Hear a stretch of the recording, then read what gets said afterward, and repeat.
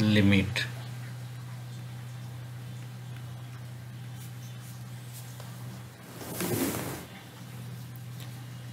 पहले क्या है कि कॉम्प्लेक्स फंक्शन क्या है उसको समझना है,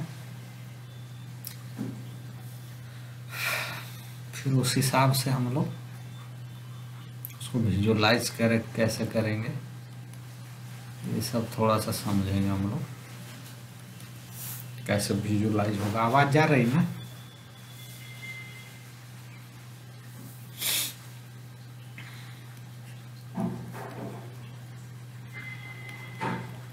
कॉम्प्लेक्स वैल्यूड फंक्शन f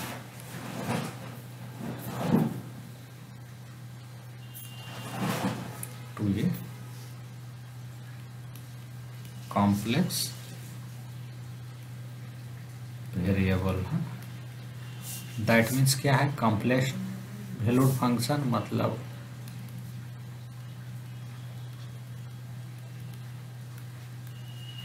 ए वाला जो है ये कॉम्प्लेक्स नंबर का सेट है, कॉम्प्लेक्स वैल्यूड मतलब, और कॉम्प्लेक्स वेरिएबल मीन्स डी वाला भी कॉम्प्लेक्स है ना, सी टू सी है।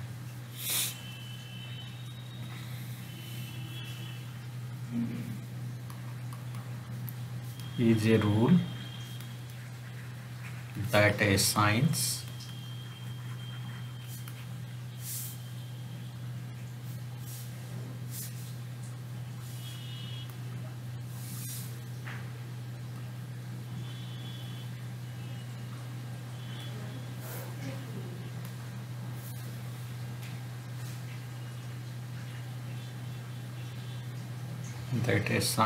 to each complex number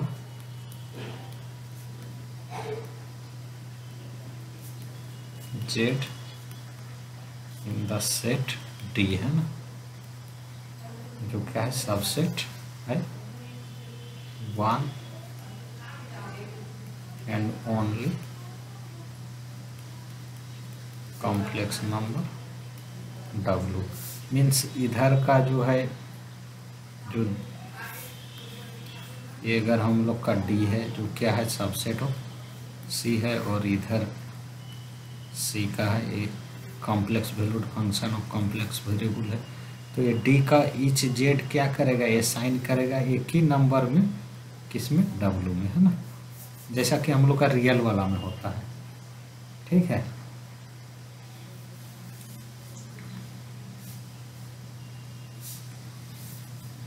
इसको लिखेंगे हम लोग कैसे, right W equal to FZ है ना, और FZ इधर जिसमें जिसमें मैप करेगा वो क्या होगा, इमेज होगा। W को क्या बोलेगा, इमेज बोलेगा, and W and call W the image of Z under F। D को क्या बोलेगा, domain of definition, the set D is called the domain of the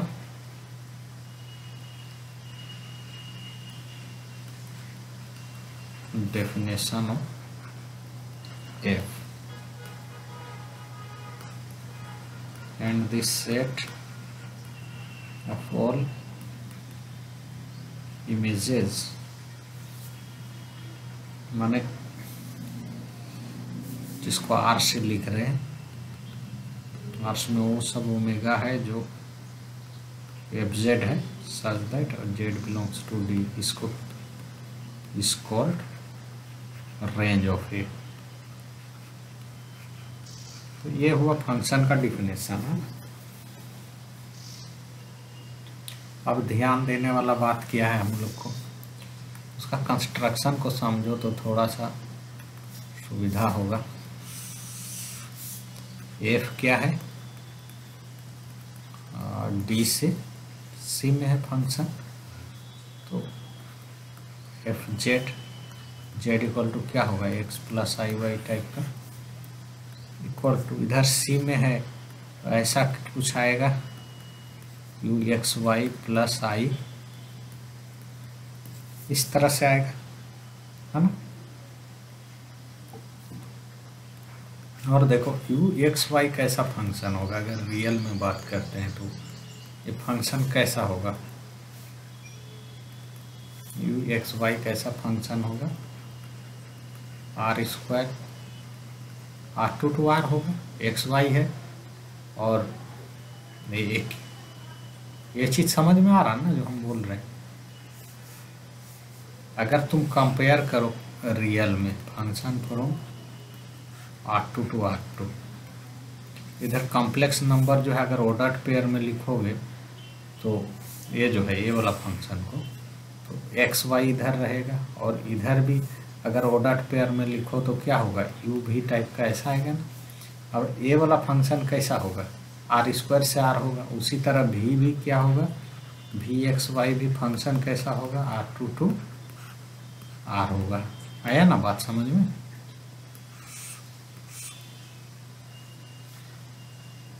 ये सी टू सी हम लोग ऐसे भी लिख सकते हैं, और are square R2 to R2 भी इसी तरह से फंक्शन होगा ना। हाँ, लेकिन ईच कंपोनेंट फंक्शन जो है यू आर भी फंक्शन होगा R2 to R2।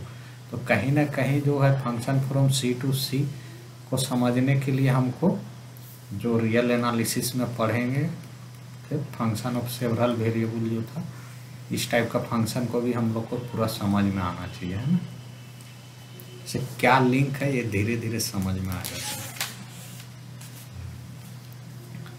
देखो, और फंक्शन को विजुलाइज कैसे करेगा कॉम्प्लेक्स में, ये भी इम्पोर्टेंट बात है। कैसे कि R2 में आर वाला में तो सीधा ऐसे ग्राफ हो जाता है फंक्शन, अगर R2 R है तो, है ना। लेकिन यहाँ इधर भी क्या है, R2 है, और इधर भी एक तरह से कम R2 चाहिए इधर भी, तो ग्राफ पेपर वगैरह में तो संभव नहीं है बनना, है ना।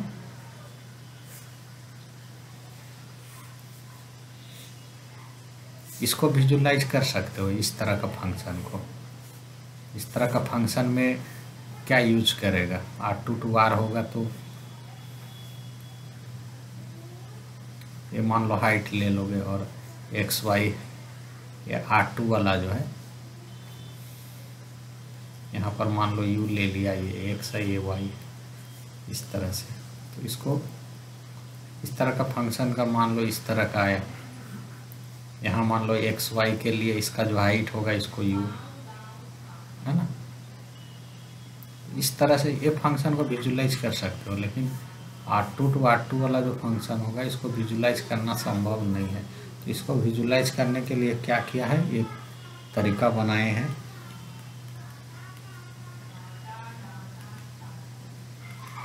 Visualising complex function. इसके लिए हम लोग दूसरा तरह का ट्रिक यूज करेंगे यहाँ पर।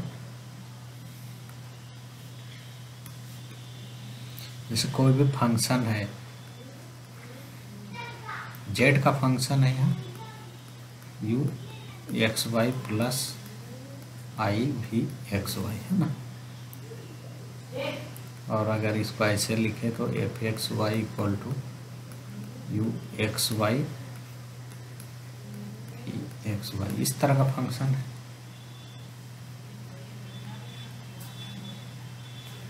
तो हम लोग विजुलाइज करने के लिए दो ग्राफ का यूज करेंगे, एक होगा एक्स वाई, इसको क्या बोलेगा जेड प्लेन, है ना, या इमेज प्लेन।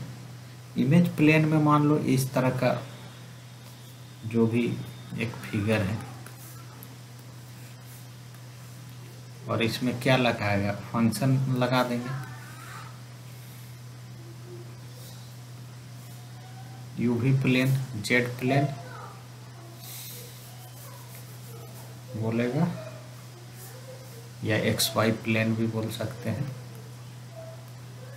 और ये यू वी प्लेन, या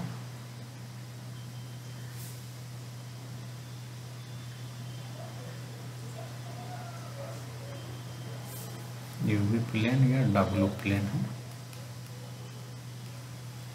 अब इसका जो इमेज होगा एफ पे लगा के मान लो इस पॉइंट का यहाँ ऐसे करके जो बनेगा, ये अगर डी है मान लो ये बोला, तो ये बोला क्या है एफ डी है। तो इसको विजुलाइज करेंगे अलग अलग फिगर से, है ना। और आर टू आर में क्या होता था, एक ही फिगर में हम लोग दोनों विजुलाइज कर देते थे ना, आर टू आर होता था तो। लेकिन ये हाँ, इसमें विजुलाइज करने के लिए अलग अलग ग्राफ बनाना होगा कि इधर जो है डोमेन वाला को दिखाएंगे, इधर उसका इमेज को दिखाएंगे, रेंज को, है ना। कि ए पॉइंट इसमें कहाँ गया, इसमें कहाँ गया, इधर का एक डिस्क बनेगा वो कंपेयर होगा इधर का डिस्क के साथ, है ना। तो चलो स्टार्ट करते हैं। लिमिट क्या है ये तो इसमें कोई दिक्कत नहीं है।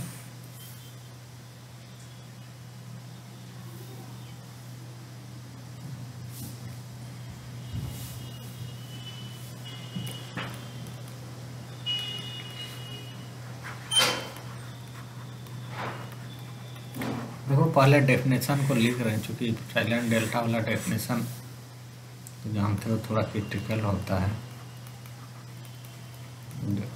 डेफिनेशन है हम लोग का, और मेनली हम लोग का फंक्शन कैसा है, फ्रॉम सी टू सी वाला फंक्शन है।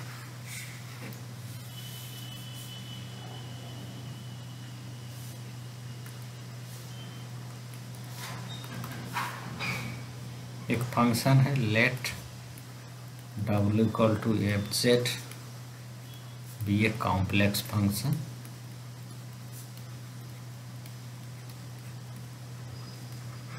और complex variable z that is defined for all values of z in some neighborhood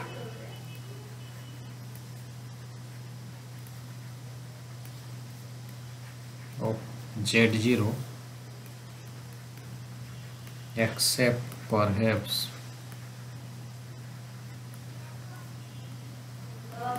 at the point z0, है ना। पहले लिख लेते हैं फिर उसको समझेंगे। We say that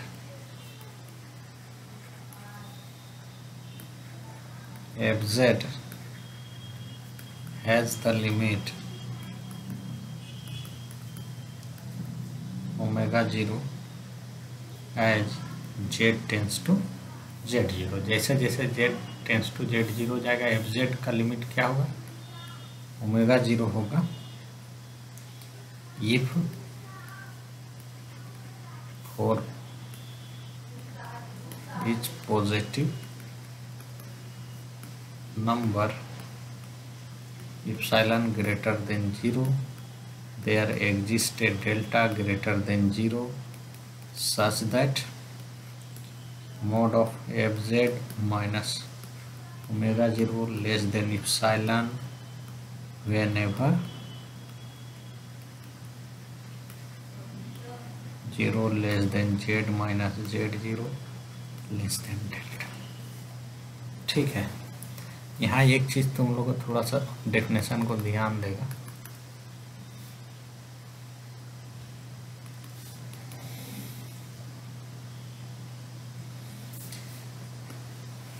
ये जो है ये मेरा क्या है, जेड प्लेन है,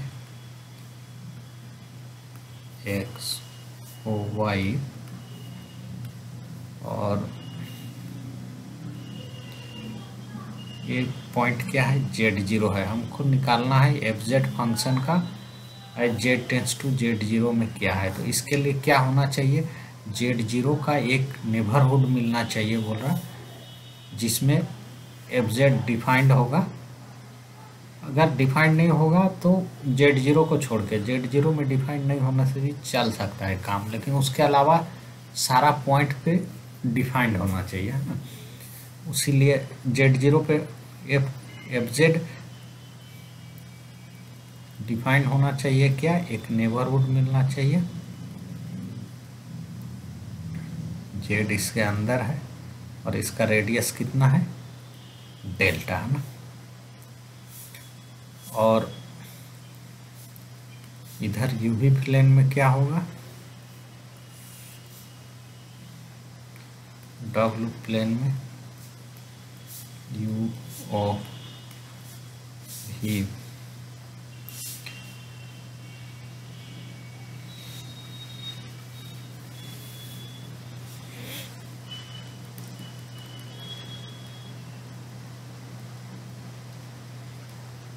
ये W0 है और इसका रेडियस कितना है, डेल्टा है, जो क्या है 0 से बड़ा है। और इस ये Z अगर यहाँ इस ये में आ गया है डिस्क के अंदर, तो FZ क्या होना चाहिए, ये वाला डिस्क के अंदर आना चाहिए, इप्सिलॉन है ना, इस डिस्क के अंदर आ जाना चाहिए, यही बोलना है ना। और Z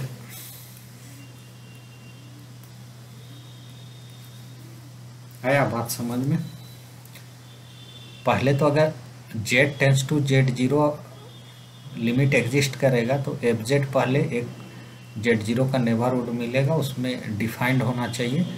Z0 में नहीं होने से भी चलेगा, लेकिन वो नेबरहुड का सारा पॉइंट में होना चाहिए, इसीलिए यहाँ 0 को डिस्कट किया है। 0 पे डिफाइंड हो चाहे नहीं उससे मतलब नहीं है, बट उसको छोड़ के सारा पॉइंट पे होगा, है ना, इस डिस्क का। तो क्या होगा, अगर ऐसा होगा तो इसके अंदर का जो Z लेंगे डिस्क के अंदर का, और जो लिमिट को लेके हम लोग क्या करेंगे, इप्सिलॉन लेंथ का एक रेडियस का एक डिस्क खींचेंगे, तो यहाँ का कोई भी Z लेंगे तो ये वाला FZ में आ जाना, ये मतलब डिस्क के अंदर FZ आ जाना चाहिए, है ना। मीन्स क्या है, FZ minus ω0 less than epsilon, मतलब क्या डिस्क के अंदर आ जाएगा। अगर यहाँ का अंदर का Z लेंगे यहाँ से तो इसके अंदर आ जाएगा, है ना। ये हुआ लिमिट का परिभाषा। और इसी को हम लोग कैसे लिखेंगे, we write it as limit Z tends to Z0 FZ equal to ω0, ऐसे लिखें। उन्हें लिखने का जहाँ तक बात है, और परिभाषा होगा तो इप्सिलॉन डेल्टा का ये परिभाषा होगा, है ना।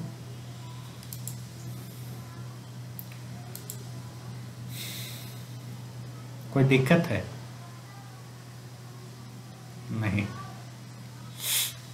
लग रहा है सर अभी तक थ्योरी ही बता रहे हैं, हम क्या करें।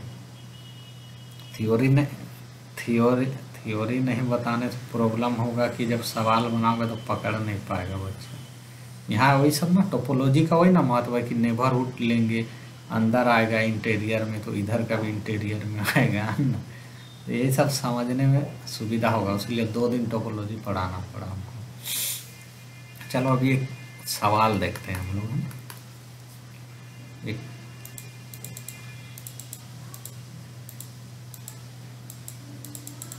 क्या होगा कर लें,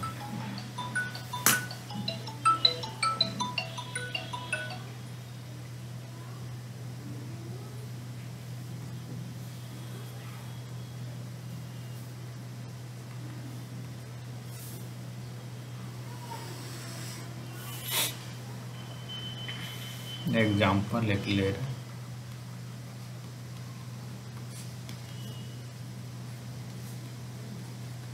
FZ equal to real Z by mod Z, और हम लोग को निकालना है Z टेंस टू 0 FZ, इसको चर्चा करना है ना। इसको ये करेंगे तो क्या होगा, लिमिट अगर पेयर में लिखेंगे और डॉट पेयर में तो क्या होगा, XY tends to 0 0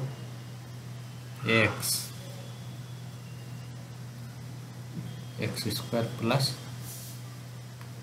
pi square.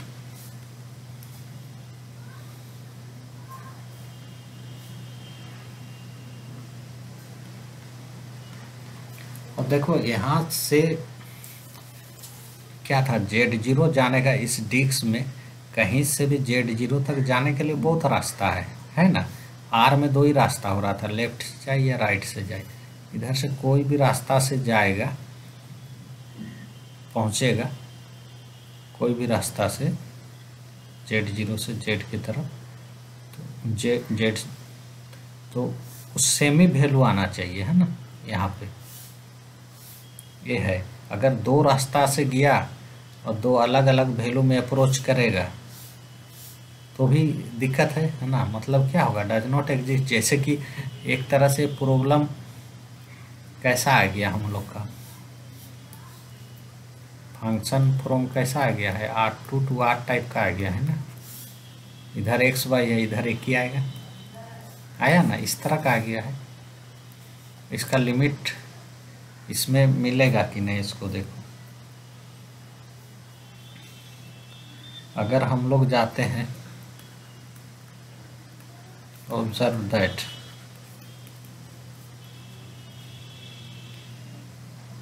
If z equal to x y tends to 0 0 along the line y equal to x in the first quadrant।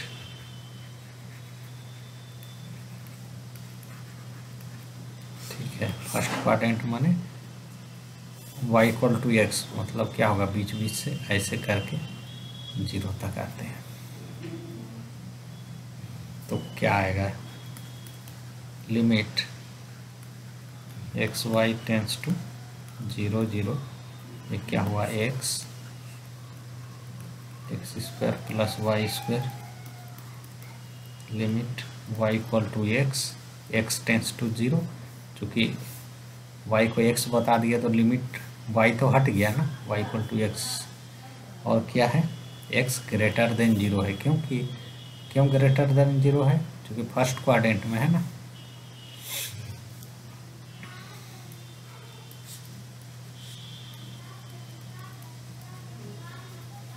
यहाँ पे क्या आ जाएगा, limit x tends to 0, y equal to x बैठा दो, यहाँ क्या आएगा, x,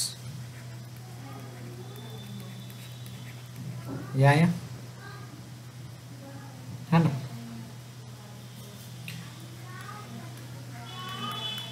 but if z equal to x y tends to 0 0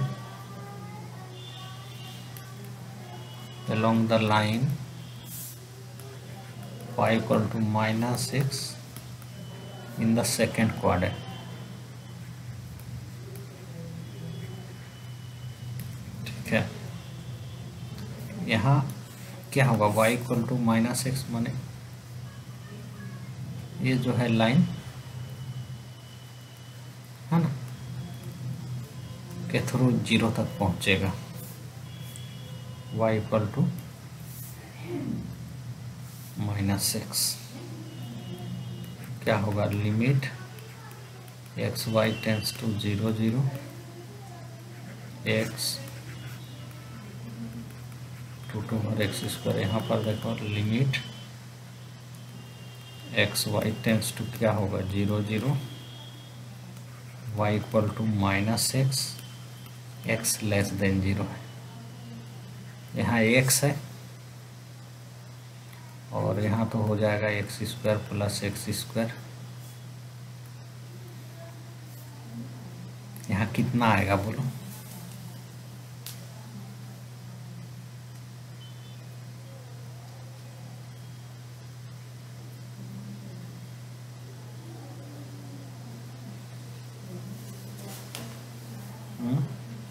Surabhi.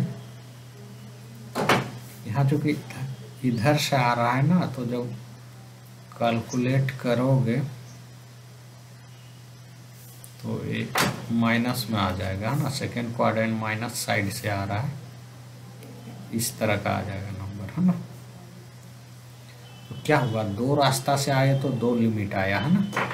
इसका मतलब क्या है, लिमिट डज नॉट एग्जिस्ट। एक तरह से जो सवाल था हम लोग का कहा है, R2 to R कन्वर्ट हो गया है ना।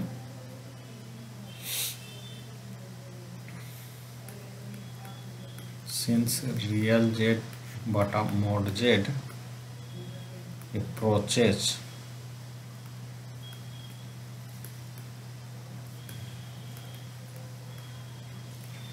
to different values as z tends to 0 along to different paths.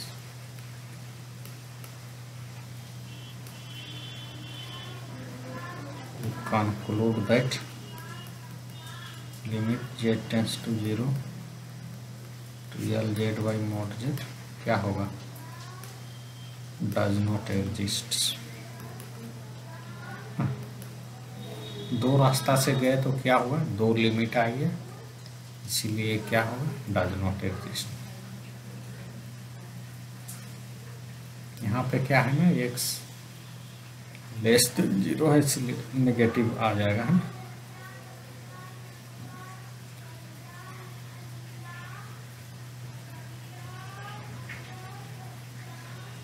इस क्वाड्रेंट से आ रहा है ना, तो एक साइड वाला क्या होगा, नेगेटिव साइड से जाएगा, अप्रोच करेगा। या तो दूसरा उपाय ये भी है कि ऐसा ले लो, y equal to mx type का ले लो।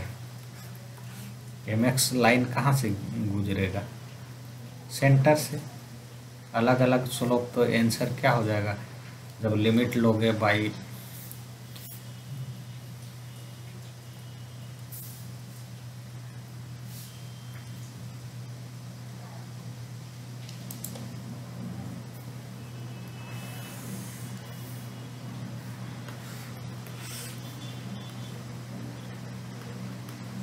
y equal to mx। c है नहीं तो क्या होगा, सेंटर से गुजरेगा, सेंटर से गुजरेगा। और अगर हम लोग इसमें बैठाएंगे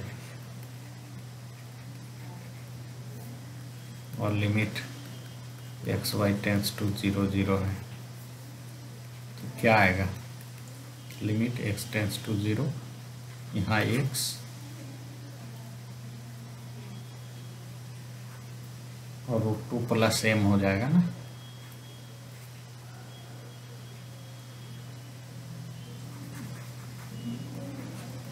√10x आ जाएगा।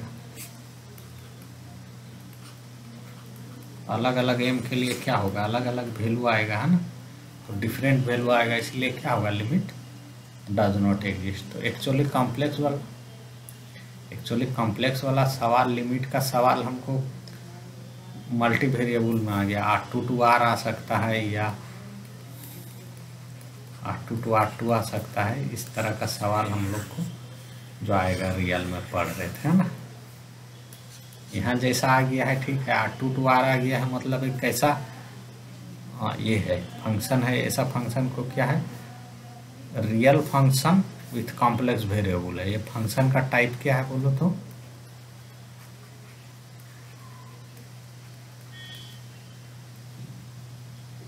हाँ real function with complex variables. ये टाइप है, क्या है, f from C to R है ना।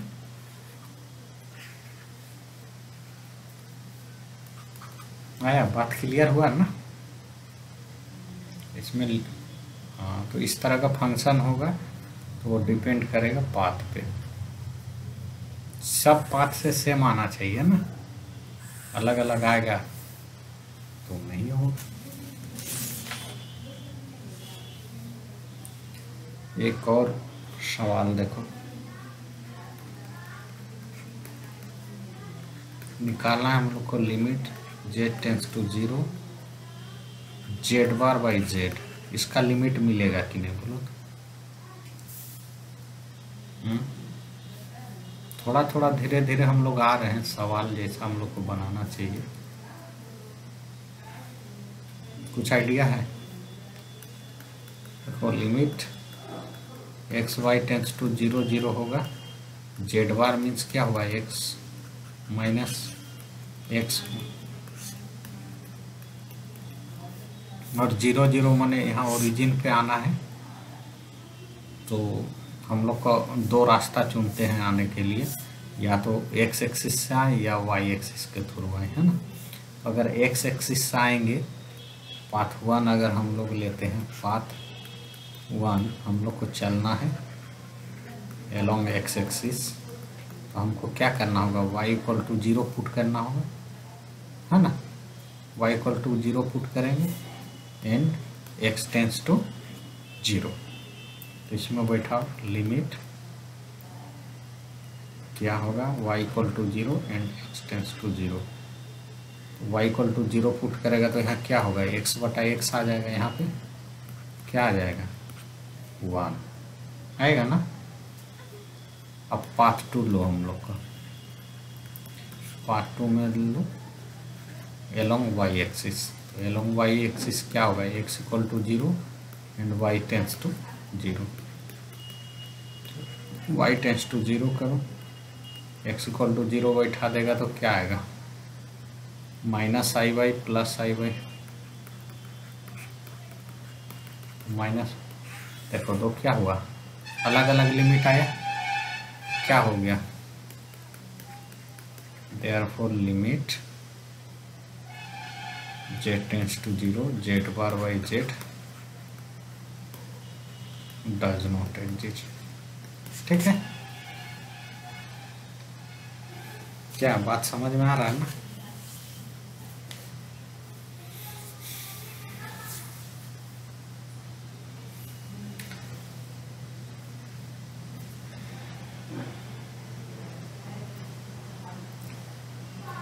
और कहीं ना कहीं एक कैसा फंक्शन है, R2 टू R है ना, R2 टू R2 ही है शायद, इधर तो R2 है और इधर R2 तक मैंने C टू C है।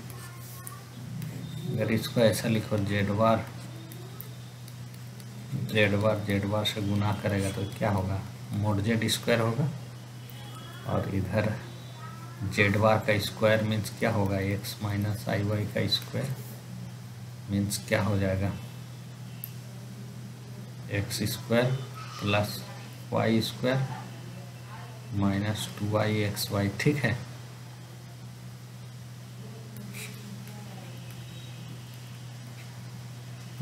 तो ये हो गया, u आ गया, u x y equal to क्या आ गया, x square plus y square ऐसा आ गया, और भी एक्स वाई इक्वल टू आ गया minus 2xy mod of z वाला है ना, x square plus y square. तो इस तरह से हम लोग को डील करना है। आया बात समझ में, अब सोच लो तुम लोग।